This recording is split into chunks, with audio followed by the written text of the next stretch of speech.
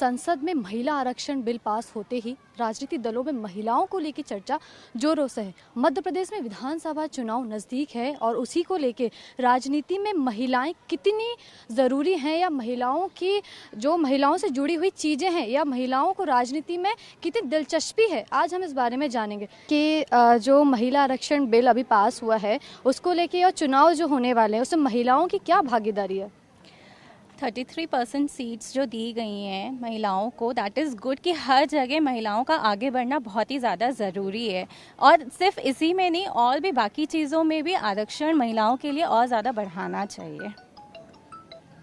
अच्छा, राजनीतिक दलों में महिलाओं को लेके जो एक देखा जाता है, राजनीति में महिलाओं के बारे में आजकल चर्चा बहुत ज़्यादा हो रही है, तो अगर उसमें आपको खड़ा किया जा रहा है या कोई महिला कैंडिडेट सामने खड़ी हुई है तो उसको लेकर आप किस बेस पे देखेंगे? जब एक महिला चुनाव में खड़ी होती है तो यही उससे सब एक्सपेक्ट करते हैं कि वो जैसे पुरुष यदि हम खड़ा कर दें जिस तरह टाइप से वो विकास की तरफ ध्यान देते हैं जिन जिन बिंदुओं पे, तो उसी टाइप से महिला को भी अपने क्षेत्र के विकास के लिए आगे करना चाहिए और सभी महिलाओं को उसको सपोर्ट करना चाहिए आगे बढ़ने के लिए। यही है। तो चुनाव में महिलाओं की भागीदारी आप कितना समझती हैं?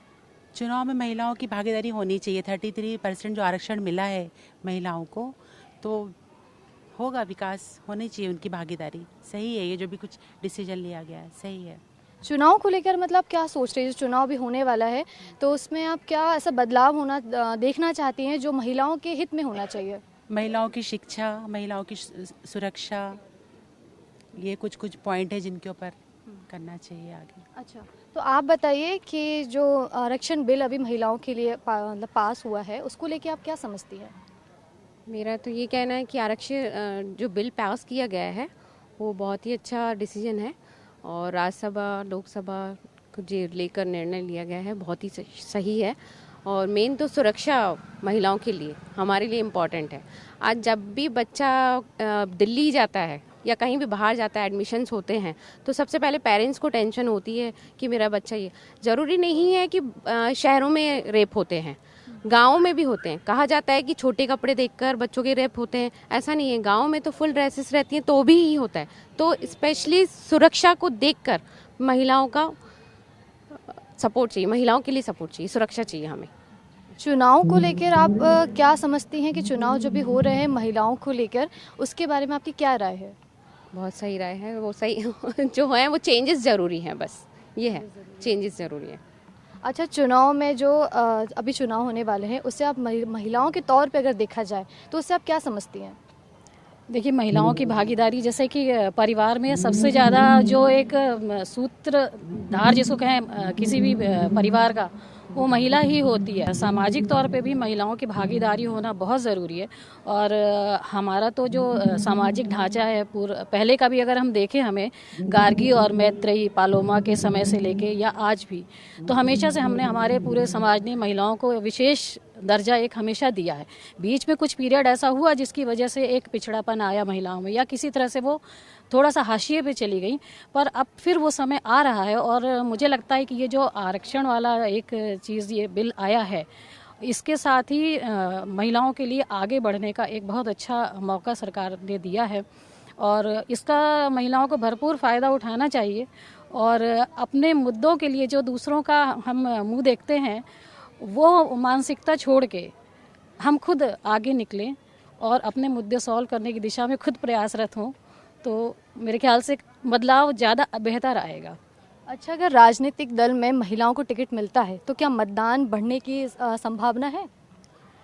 नहीं, देखिए, मतदान बढ़ने की संभावना का मुझे नहीं लगता कि इसका जेंडर से कोई फ़र्क पड़ता है।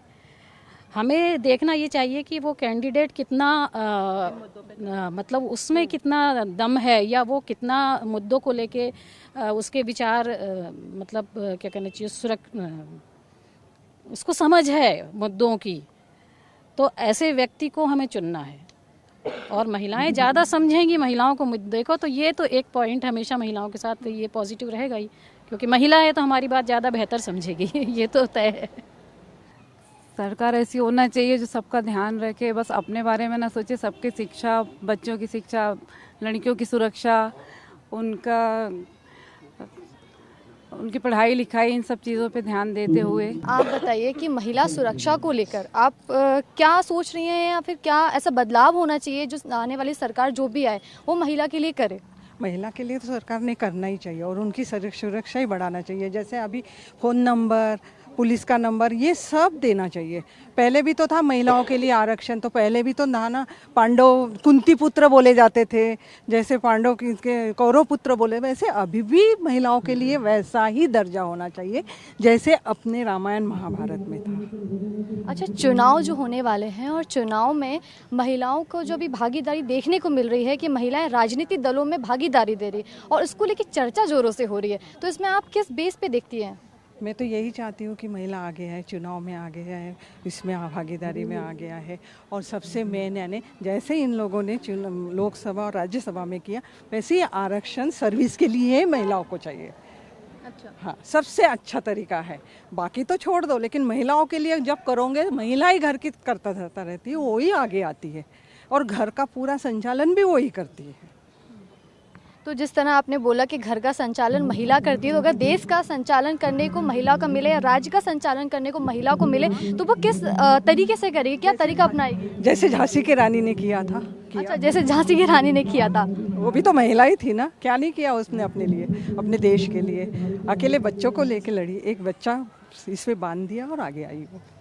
वैसे ही महिला के लिए अगर आगे आना हो तो सब होगा। महिला सुरक्षा को लेकर आप किस उस पे देखते हैं कि आने वाले वक्त में महिलाओं के लिए ये बदलाव होना चाहिए या फिर ये बदलाव होना बहुत ज़रूरी है?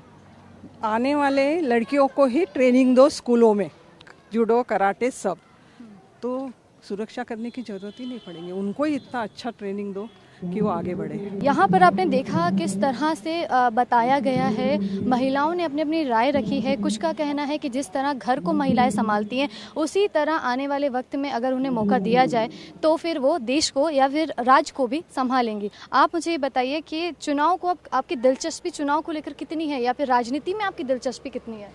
मेरे को चुनाव में लेकर है कि अभी इस बार पार्टी कौन सी आएगी और आगे हम लोग के लिए क्या सोचा जाएगा, महिलाओं के लिए स्पेशली। बाकी तो राजनीति में तो मुझे नहीं है इंटरेस्ट, बाकी चुनाव का पूरा है कि चुनाव का बेसब्री से इंतज़ार है। अच्छा, एक बात बताइए, अगर आप वोट देने जा रही हैं, अगर सामने महिला कैंडिडेट खड़ी है और सामने जो आपके पसंदीदा कोई पसंद हैं जिन्हें आप उनको वोट देंगी, काम को देख के वोट देंगी, या फिर जो आपकी महिलाएं उनको देख के वोट देना पसंद करेंगी आप? महिलाओं को दूंगी, क्योंकि महिलाओं को मैं भी समझूंगी, वो भी मुझे समझेगी कि क्या मुझे ज़रूरत है और क्या उसको सब पता है कि किस तरीके से हमें घर संभालना है, किसी तरीके से बाहर संभालना है। जब एक महिला जॉब कर सकती है, घर संभाल सकती है, बच्चे संभाल सकती है, तो वो पूरा देश भी संभाल सकती है। तो आप बेसिकली ये कह रही है कि जिस तरह महिला घर संभाल सकती हैं, उस तरह अगर उन्हें मौका दिया जाए तो वो आने वाले वक्त में वो चीज़ दिखा भी सकती है कि वो राज्य और देश को भी संभाल सकती है। तो आपकी राय इस पर क्या है? मेरी राय बल्कि मैं एक सलाह देना चाहूँगी महिलाओं को, क्योंकि हम महिलाओं के मुद्दे पे इतनी सारी बातें कर रहे हैं। तो सबसे पहले महिलाओं को अपनी मानसिकता एक लानी पड़ेगी कि हमें चुनाव में 100% पार्टिसिपेशन हमारा होना चाहिए। वोट जो है, वोट कास्टिंग आप देखेंगे अक्सर महिलाएं पीछे रह जाती हैं कि हमारा काम है या हमारा घर का काम नहीं निपटा तो आप नहीं जा रहे हैं। तो ये मानसिकता छोड़ के सबसे पहले महिलाएं अगर बदलाव चाहती हैं तो सबसे पहले महिलाओं को आगे आके पूरे वोटिंग में पार्टिसिपेट करना चाहिए। और ये अगर महिलाओं ने अपनी तरफ से कर दिया तो फिर महिलाएं जो चाहें वो बदलाव ला सकती हैं। चुनाव में आप सरकार से उम्मीदें क्या रख रही हैं?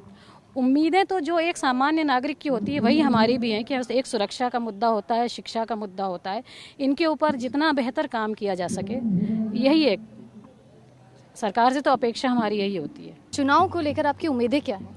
उम्मीदें यही है कि महिलाएं जो भी आए वो पढ़ी लिखी होना चाहिए, ताकि वो जो भी महिला आगे हैं उनके लिए विकास कर सके। भाई जो पढ़ी लिखी अगर महिला खड़ी होगी तो वो दूसरे जो भी हैं कम पढ़ बच्चों को आजकल उतारते नहीं है पढ़ाई में, नहीं गांव में, तो उनके लिए लड़कियों को बाहर लेकर आए कि सबको एजुकेशन मस्ट है, मतलब गांव में भी। और स्वास्थ्य को लेकर, भाई स्वास्थ्य को लेकर आजकल ना गाँव में लोग ज़्यादा अवेयर नहीं है, तो उनको कि कैसे क्या है सब।